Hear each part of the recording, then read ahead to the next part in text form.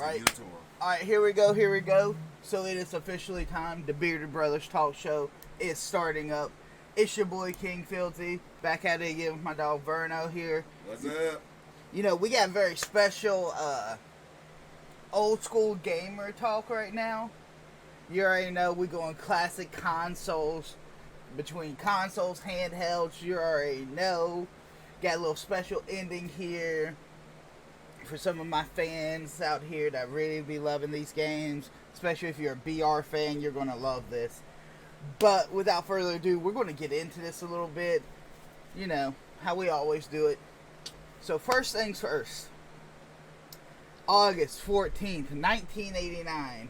Before some of us were even born, a great console was released. Some of us, a lot of us wasn't born during this time, right? Listen, we might have some people who were born back then that did. We can't be that. We can't be them people, okay? Love. We gotta include anybody, all age. This stream is for all ages except for minors. That is very true. But anyway, it was the Sega Genesis.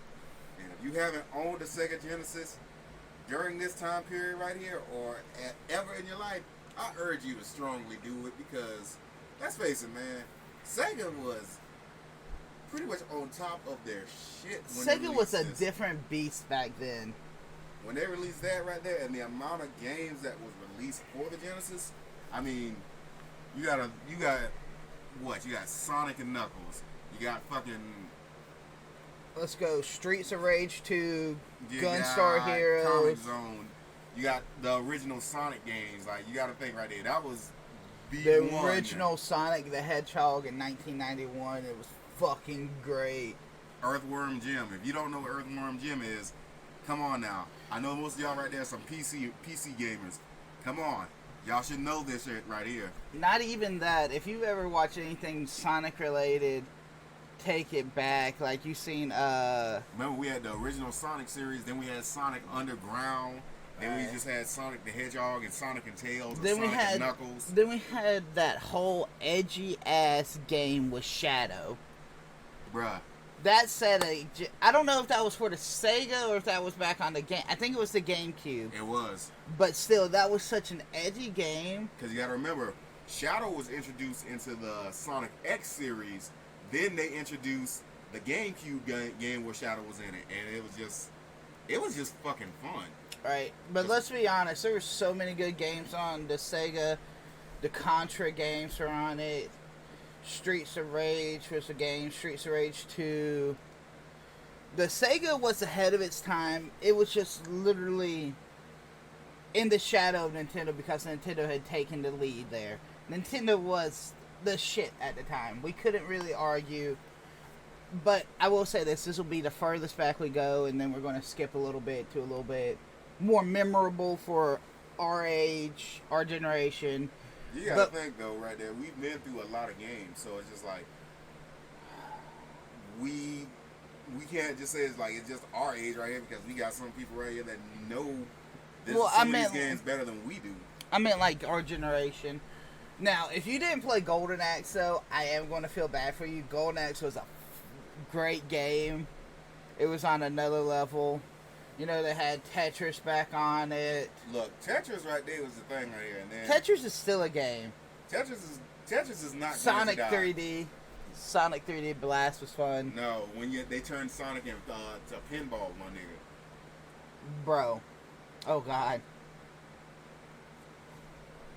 You know, it's just crazy thinking back that this was back in 1989, before we were born. A lot of people were born that do be stopping by, and you're just like, I remember this so vividly because, you know, my cousin had one, my friends' dads and all that, they had one, played it. We all, you know, played it some. If we gonna talk about that, it's like, I remember my Sega, I don't know what happened to it after I had it, but I invested countless hours into it, and I gotta say, it's like the main one was Sonic, and then if you want to go even further back into that right there, we had.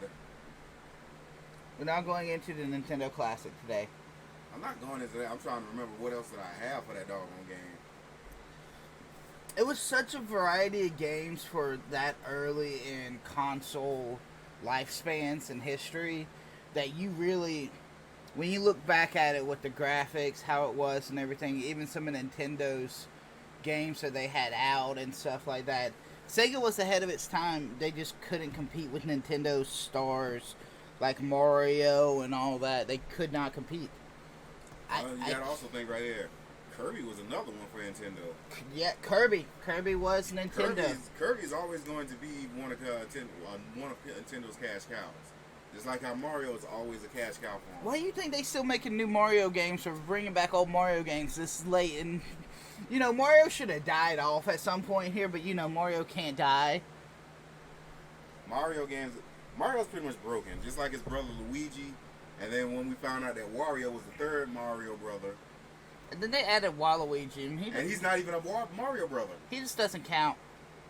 He's not. And I'm just like, how? His name is both Wario and Luigi. Waluigi. That's why he's not invited to Smash. That's why he's not invited in the Super Smash Bros. Yeah, in the new one, but in the old ones, he was in there. No, he hasn't been in a Super Smash yet. I could have swore he was. Nope. I promise you. I played every Smash. He has never been in a Super Smash Brothers. Because I was just like, it makes no sense right there. It's like, because Waluigi hung out with Wario. Wario's had his own share of games, if you think about it. Wario he had some good games. I mean, that's actually where we're about to get into. We're going into September 14th, 2001, the release of Nintendo's GameCube. And when you talk about the GameCube, you got to talk about Pokemon Coliseum. You got to talk about Sonic Adventures 2. Smash Bros. Melee, Mario Sunshine. Paper Mario, Zelda, Luigi's Mansion, Animal Crossing. Mario Strikers. Pokemon XD with Shadow Lugia. Pokemon Coliseum XD. Yeah, with Shadow Lugia. You had that. You had fucking Pikmin. You had Beautiful Joe. Beautiful Joe was so much fun. I can't believe they had a show about this. I don't know how Beautiful Joe was such a thing. It was funny. It was great. Well, it's no different than like Bobo because that was itself was a show that just it had no freaking concept, but yet it's just stupid and you could just enjoy it. I'm not even about to cap on y'all right now. I forgot that Soul Calibur 2 was on Nintendo. I'm not gonna lie, I forgot completely. Then you gotta think. What was another thing that was pretty popular on GameCube? Mario Party. Oh my god, I miss Mario Party so much. Mario Party I haven't even played the new one, but it's just not gonna compare to the old ones. You got that, and then you got all the Resident Evils. Resident Evils is constantly coming and going on the dog on that game system. I'm shocked that GameCube was such a versatile. We talk about games that were on everything, back when PlayStation, Xbox really took over. But you're looking at Nintendo, who had his hands in everything. Nintendo had, back in the GameCube, could get any game it wanted to. Prime example, let's talk about Mario Superstars Baseball. Or Mario Toadstool Tour with golf. Like, you don't see those no more. Then you got all the Donkey Kong games that came out. All the Zelda games. Majora's Mask on GameCube, the Mario Brothers. Man, and then you got all of the freaking, like I said, you got Resident Evils, you got all the Final Fantasies that was on it at the time. I'm just going to say this. Mario Sunshine was one of my favorites, and it being brought back onto the Switch was great. Along with doggone Mario Galaxy. Oh remember, my God. Galaxy was also... Galaxy was great. Wait, was Galaxy on GameCube originally, or just Wii? It was Wii. It was Wii. Strictly for Wii. Yeah. You got to think right there, because that was back in 2007. Well, let's be honest. Let's talk about Pokemon Coliseum, though. Pokemon Coliseum was so good. I'm actually going through Pokemon Coliseum right now at home. Like, I'm legit legit rewatching it at home. So and just 14 hours of gameplay. Just a heads up for everybody that hasn't heard the rumors. There's a rumors that Mario Striker will be coming to the Switch on a new game, or remastered. I feel like it might be remastered. If they remaster it, I don't even care. That'd be great. Mario Strikers was Mario Strikers was intense if you was playing with a group of people. Because at that point right there, it's just like, alright, who's going to be goalie, who's going to be passing? Because we all had that asshole in the group that just didn't know how to fucking pass. Right. Alright, so we're going to go handheld a little bit for Nintendo, because after the GameCube, Nintendo really kind of fell off console-wise. Like, the Wii was good, but it wasn't there. The Wii U wasn't there. But you got to think, when they came out with the Game Boy, that was in the same year as the Game Boy. Well, yes, that's what's getting there. Damn it, you messed up the fucking intro. No. Anyway. The intro made me good and all that right there. March 21st, 2001, a couple months, I believe, before the GameCube was released, we had the Game Boy Advance. We're not going into the color and all of that. The Game Boy Advance really set a tone for a lot of us. You had games like... Yeah, all the Pokemon, because you got to think. They came out with Leaf Green. They came out with Ruby and Sapphire, Emerald. You had the handheld Mario Kart Super Circuit. You had Zelda. You had Metroid. Let's not forget, Metroid was pretty big on the doggone GameCube, too. Man. Metroid was just a big game in general. They came out with the Castlevanias on Game Boys. You had all the Donkey Kong countries.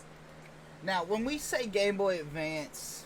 We're talking about the blocky. The blocky and also the SP, because the SP was during this time frame of Game Boy Advance. Because you gotta think. If you had an SP, I mean, I had one, but you were an elite. Everybody seen you as an elite with a Game Boy SP, and you know it. Bruh, it's the fact being, it's like, we got in so much trouble at school because of them damn things. But, now let's not forget the original Game Boy that didn't have color, and you was playing that. The Game Boy Color that you couldn't play unless you had a light source. Exactly. You couldn't play that bitch in the car. Because, let's face it right here, you basically sitting right here waiting until you pass by one of the street lights to see what the hell you was doing. Right. Unless you was on a long-ass road that had no street lights. Unless you were that one lucky kid with the Game Boy Color who had the little light that came with it you could add. Yeah, but that killed the battery even faster. Well, yeah, but I'm just saying. But we have old school games like the Kingdom Hearts game on Game Boy. You got Harvest Moon. Now we gotta away pause from on that one right here because I completely forgot about Tony Hawk's Tony Hawk's games. That's for PlayStation. We're good. We're good right now. That's PlayStation. No, because they made that for Game Boy too. No, that's PlayStation. They made some for Game Boy They too. did, but no. And for GameCube. Let's be honest though, with the Game Boy SP and the Game Boy Advance, you could still play your Game Boy Color games. So, you know, you go to the flea market with your grandparents, because, let's be honest, 90% of us have done that before. Guilty. And I got one with my grandparents and my mother. You just walking down and you see a Pokemon Silver or Pokemon Blue just sitting there. $2. Like, bitch. Flea markets was like hidden gems and gold mines for a lot of Pokemon games. And nowadays they're worth like $40 for the originals. Yeah, because there's not a lot of them left. Or the fact being is like, you gotta think, a lot of Game Boys are pretty much discontinued because nobody else is fixing them anymore.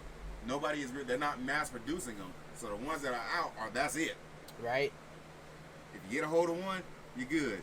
So we're gonna jump on to the next handheld that was dope as fuck, and we're gonna go with the Nintendo DS, released November 21st, 2004. Let's be honest, more people remember this. Yeah, because that thing was around for almost 2 decades.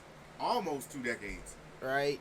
And the fact being is like you had so much that came with the DS, let alone the stylus, that just made interacting with some of the games that much more fun. So Pokemon Diamond, Pearl, Platinum.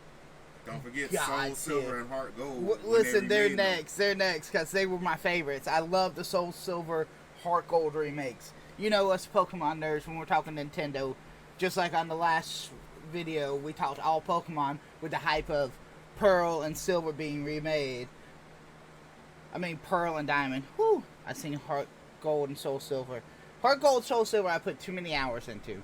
As a Pokemon nerd. I guarantee you, I put way too many hours into Diamond and Pearl and Platinum. Facts. I'm pretty sure I had at least like over 300 hours plus in all 3 of those games.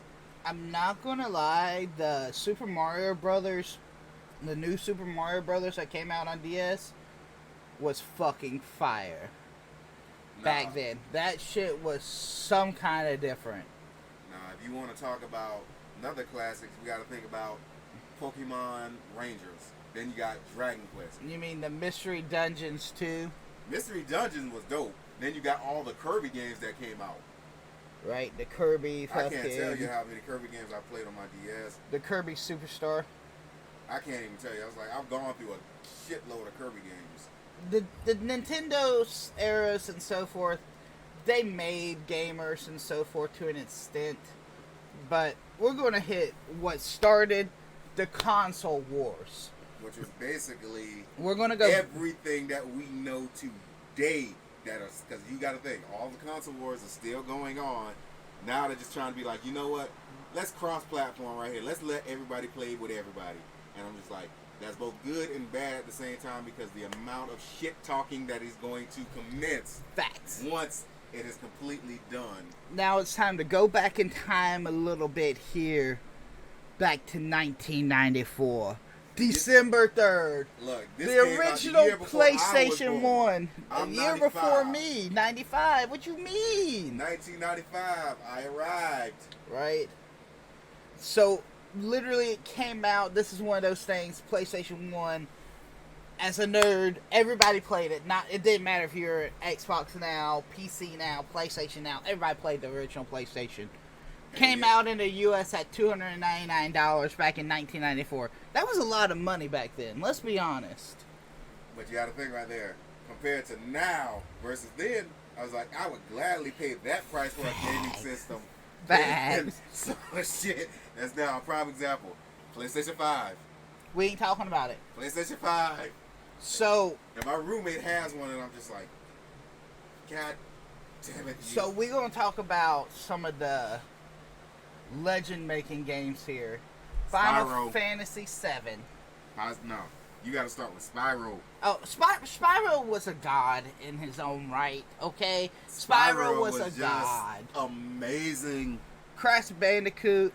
Crash Bandicoot, that was just like, you're going around collecting mangoes with a mask, and you had to fight almost like your roided out clone, which was Crunch.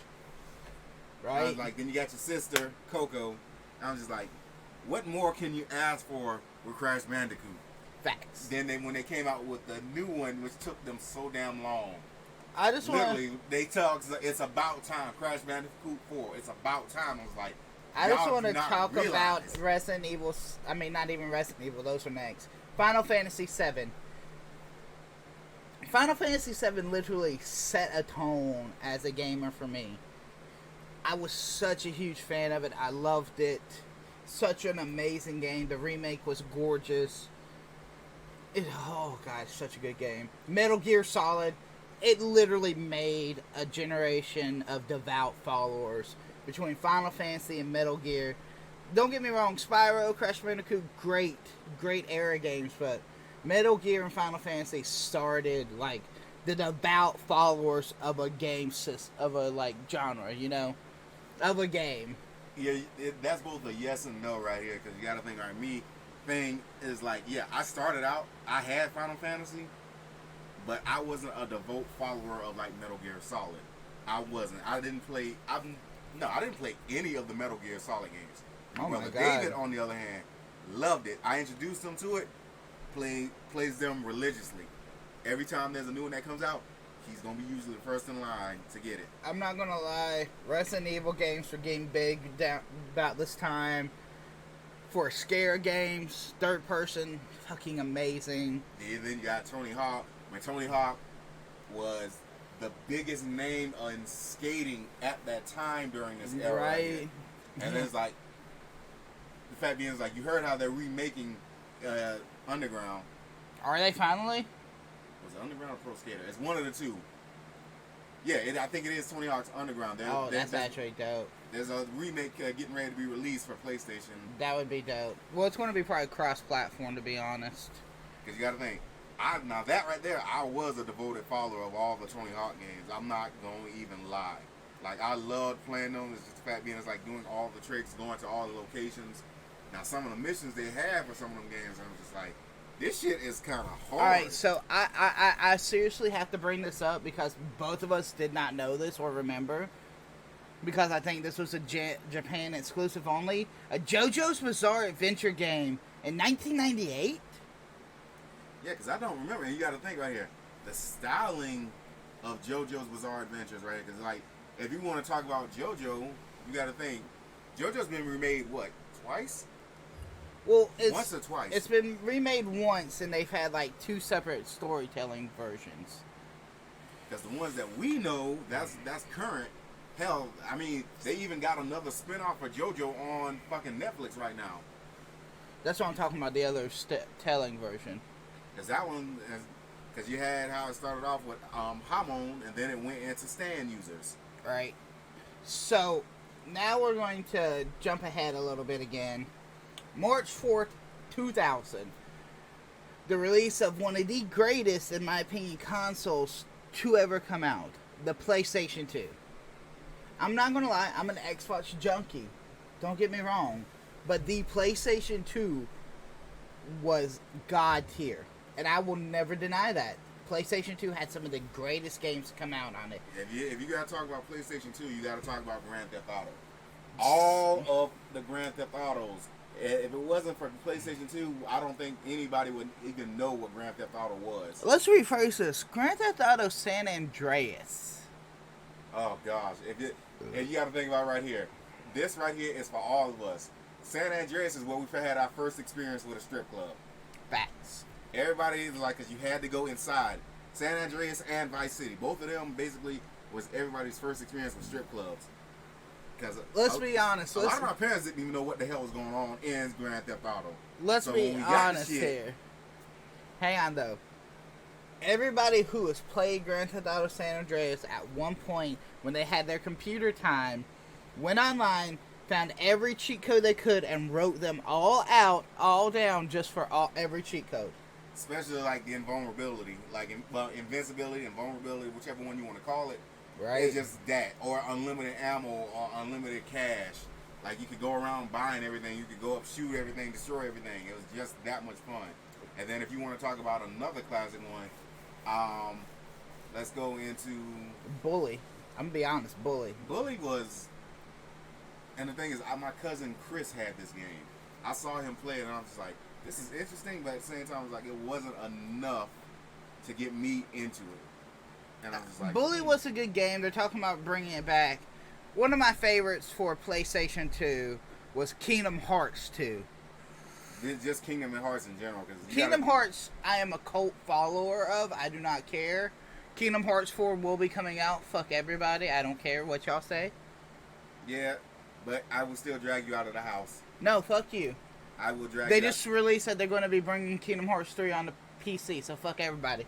No, I will drag you out of this house, fuck even if you. I gotta beat you like a redheaded stepchild. Anyway, Kingdom Hearts is one of my favorite games of all time. I play too much. Kingdom Hearts 2, I beat Sephiroth on it. Sephiroth, there we go. Anyway, I played too much Kingdom Hearts. It was such a great game. And then if you want to talk about other classics, let's bring out all of Def Jam fights. Def Jam fight for New York was oh my gosh. I want a remake of it so bad. But the thing is right here, any of y'all that have ever played Def Jam, y'all all know the struggles of fighting Fat Joe or Snoop Dogg in this damn game. Fuck that shit. Fuck that shit. Fat Joe was goddamn annoying and almost damn near impossible to beat. Like, I kid you not. That shit was broken. Y'all heard me talk about this before, and I will talk about it again. I hated fighting Fat Joe in this game. I love the game itself right there. And you gotta think it was everybody from Method Man to Busta Rhymes to Fat Joe. Can we just to talk Mystical. about that? Snoop Dogg's skinny little ass was one of the most difficult motherfuckers to fight. And he just like, bop, bop, bop. You're like, what the fuck going on here, motherfucker? Exactly. I'm strong arming your ass and you just boop, boop, eat the shit, bop. That's the fact being is right here, they made him to the point right there where he barely took any damage. He made you work for it. Right. And I'm just like, no. No. Let's be honest, the original Guitar Hero that came out on this. Mm-hmm. Nah, and then if you want to talk about racing games, let's talk about Burnout. Burnout was good. Or Burnout, the Need for Speed. All this Need for Speed was good. Underground. No, but you gotta go back to freaking Prince of Persia. If you never played Prince of Persia, you missed out on a lot. Oh, God. You missed out on so much. Fuck all that. Fuck all that. We gonna hit a real motherfucking game real quick. Budokai Tenkaichi 3. Look, and then you gotta think. Remember, I just shared this yesterday. I know. I was like, this is it. If you did not play Budokai, Dragon Ball Z Budokai Tenkaichi 3, you're a scrub. I'm sorry. I don't have no remorse for saying this. You're a scrub who never had a fucking childhood. No, the first Especially one, if you're a gamer. Fuck that. You never had a child. The first one made you so mad because they had you do the little mini games that interacted. Like, you never understood how much anger you had for Dragon Ball Z when you had to rotate the joysticks for Piccolo Special Beam Cannon. You had to keep constantly doing it to build up power. Or you had to fight Cell with Team Gohan when he was pretty much charged up. Without King Gohan's abilities. Yeah. Or the fact being is like you had to do... When you could basically fuse anybody you wanted to, though. Yeah, but and the fusions was just so fucking stupid. It was great, though. You had so many extra characters just because you wanted to try random fucking fusions. Mm-hmm. Like, don't get me wrong, it's like, we even saw that concept in the actual series where Goku had no choice. It's like, it has to be Mr. Satan. I'm just like, please no. Please no. And then they actually made it true in the game, and I'm just like... We don't talk about that.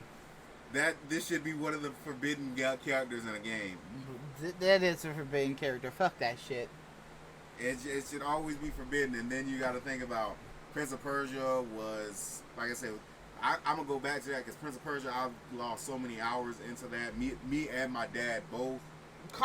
The old tier consoles before online was a huge thing. You just lost hours in it. Especially if you had homework right after school, you tried to rush through your homework, make sure that it was right. Or sometimes if you didn't even care. You didn't give a fuck if it was right. You just turned that shit in. Some teachers didn't care if it was right or not anyway. They just wanted to see you do it. That is true. But in my case, they checked.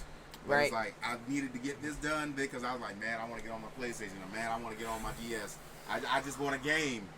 Problem was, though, if you had parents that was strict about your gaming, you can only play it for so many hours. And I'm just like, I want to play. The only thing is I did get away with sneaking my DS sometimes or Game Boy when I wasn't supposed to. I didn't have that luxury. I did not. Oh, God. So not until what? Not until after middle school. Oh, God. So it sucked. We're going to go to the next console, which is right up your alley. I did play more of I didn't play a lot, but I played more of it. So, November 15th, 2001, the original Xbox released. And you gotta think, PlayStation already had a jump on the console scene. Oh yeah, I'm not gonna lie, PlayStation's been around longer, but I'm not gonna lie, the original Xbox came out with more exclusive, critically acclaimed back then. Halo, the original Halo Combat Evolved in 2001. Halo 2, if you know anything about Halo, you know Halo 2 is one of the all-time top-tier stories of Halo. No, Plants vs. Zombies, because you got to think. Plants vs. Zombies... It was like... No, you got to think right here. Plants vs. Zombies got interesting once you started playing. It was more towards the 360, though. We're going to leave that one alone. No, because you had it for Xbox, you had it for PC, because I played it on both. I know, but still. Fable... Alright, so also Fable. No. Fable was not on PlayStation. Fable was a good-ass game. Fable 1, Fable 2, and Fable 3 I loved. And we're going to talk about another one. Let's talk about Simpsons Hit and Run. Let's talk about how you could literally kill off some of the Simpsons characters to an extent, and you could damage everything. I was just like, this is what we wanted right here. Counter-Strike on the original Xbox. Or let's talk about, well, I don't know if you played this game right here, but I know I did. Gun was good. Gun was really good. It was really underrated. Gun was like that gun was the original freaking Red Dead Redemption. It was. It really Gun was the original Red Dead Redemption. Because you're in the Out West, you got to fight these It, animals. it actually was supposed to be based off of No, Red Dead John Marston's dad. Or either him as an outlaw. I can't remember. Because you got, and then you got to think Red Dead Redemption. That right there is, I feel like they got a lot of their story and gameplay from Gun. Alright, so let's also talk about the original Star Wars Old Republic that came out on this, and Star Wars Battlefield Front 2, right before the Xbox 360 release that was on the original Xbox. Or, I'm going to be honest, this one I know you weren't a part of as much, but this one was a big cult following and still is. Half-Life. Yeah. Half-Life 2. Half-Life 3 confirmed and everything. 333, Half-Life 3 everywhere. They released Half-Life. I will smack you. We are not starting that. That is a dangerous road to go down. I am not ready for it. Remember when we had SSX, which was the snowboarding game that they had for all the Xbox games? Oh my god. Back when snowboarding was very big. Facts. Or Doom 3. Oh my gosh. So let's go ahead. We'll move on next. You know, everybody loves Xbox, but we all know this one. Xbox 360. And you gotta think, like, I had Xbox and I had a 360. It sucks because I had the 360 I had was originally for my brother. Then somebody broke into our old house and stole it out of the doggone house. Alright, so I'm going to be straight up 100% with everybody here. Back in the day of 360 era and PlayStation 3 era, it was Xbox 360 overall because it was better. Online servers, everything. The only thing that made the PlayStation 3 more appealing was the free online. And everybody knows it. Yes, the games were similar and all that, but Xbox 360, more secure, better servers for the online games and everything else. You cannot deny it because PS3 was getting hacked and crashed every other month. What you talking about, Willis? Online. What you talking about, Willis? I'm not talking about personal home use. I'm talking about online gameplay. Don't you start with me, damn it. This has been proven. I've had diehard PlayStation fans admit this to me. Do not start with me. Mm-hmm. I know what the fuck I'm talking about when it comes to that one. I'm not saying overall, but I'm talking about online. I will smack you into a baby. I don't fucking care. Fuck you and fuck your shit. Anyway, let's also go into the fact of during this era for Xbox 360, we got some more classics like BioShock or Borderlands. BioShock and Borderlands, or let's talk about the Skate series or Skyrim. Skate 4 confirmed finally. Thank fucking God. I'm just like, you got those ones right there. Or let's talk about Fallout. Fallout was up there. Then you have... If we're going to talk about games, we're going to talk about the old school Call of Duties that were big. MW2, Call of Duty 4, MW3. No, let's talk about doggone Gears of War. Gears of War. If you have not ever played Gears of War, I want you to literally go to the store. If you have to buy you an old school Xbox 360, buy every single one. You sit there through those graphics and you play that goddamn game. I don't care who you are. You play that game. You will understand shooters. You will understand how to play game. You will understand where the term two-piece comes from. If you want to also know where the original teabagging came from, it did not come from Call of Duty. I'm fucking sorry, bitches. It came from Halo. Halo 3 is specifically. Halo 3 had the biggest set of teabaggers. Call of Duty didn't even know what teabagging was until Halo players came on like, herb, bing, headshot on a Call of Duty kid. What the fuck is that? What is he doing? Teabag, motherfucker. Teabag. We do not speak of this.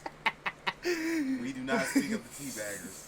We speak of it because I still do it nowadays to fuck with kids. We do not speak of this because kids don't know what they're getting into.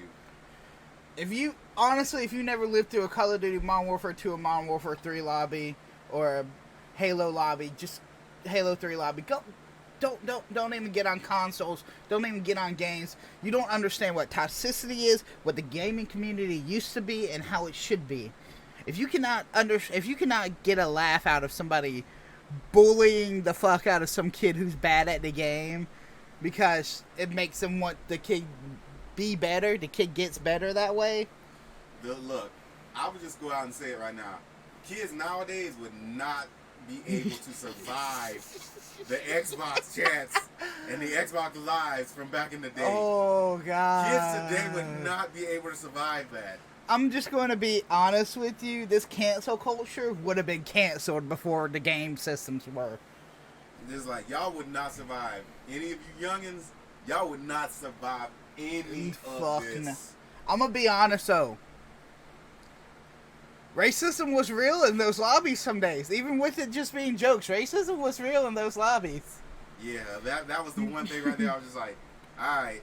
This right here will cause people right here. I'm not gonna. If I hear that voice outside of this chat right here, and I'm like, "You motherfucker!" All right, I'm gonna be really honest with you, though.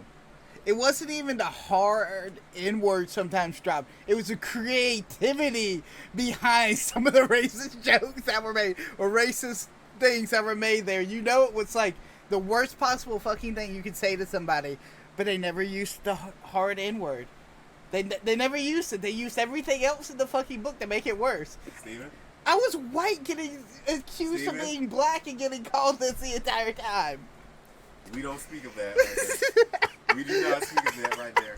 Because you gotta think, that right there is like, this really wanted you to lay hands on whoever was saying this. Yo, did you ever have them kids that you would say, send me your addy, pull up.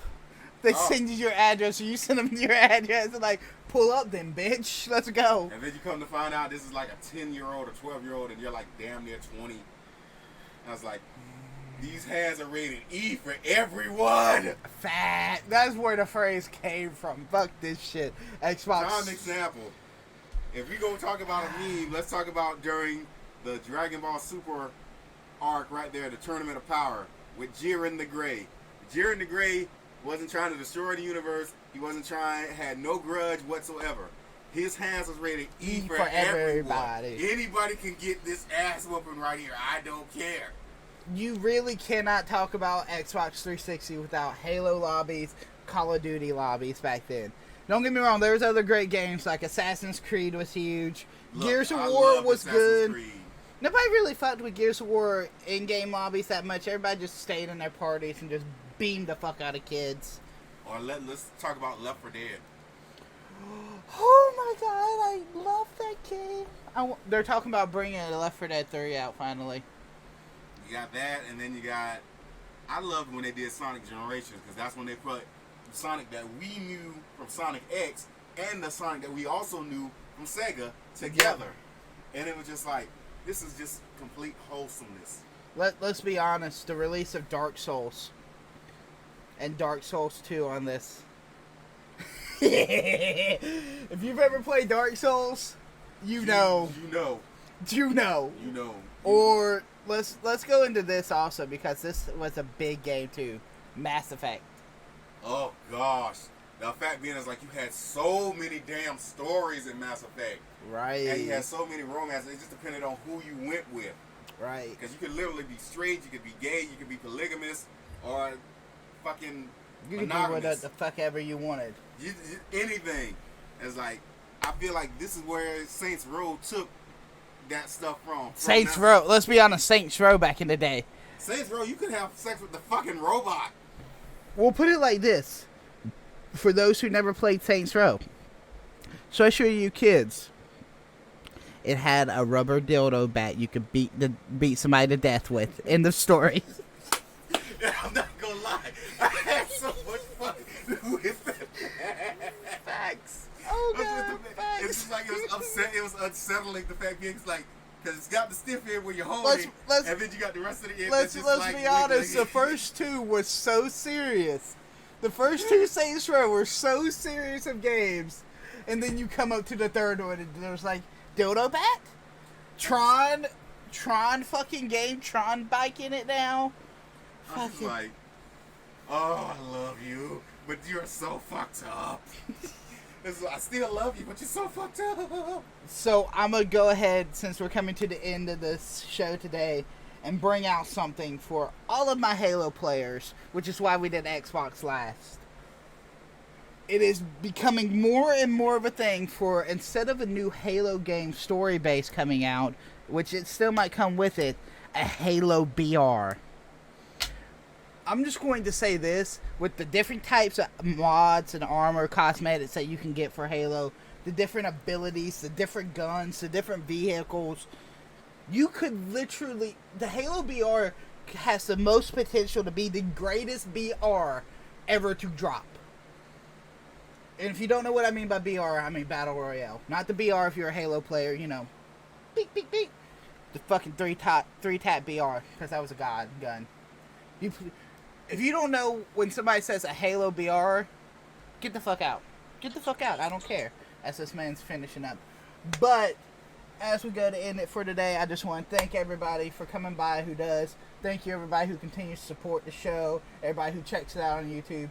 You're fucking amazing. We love you.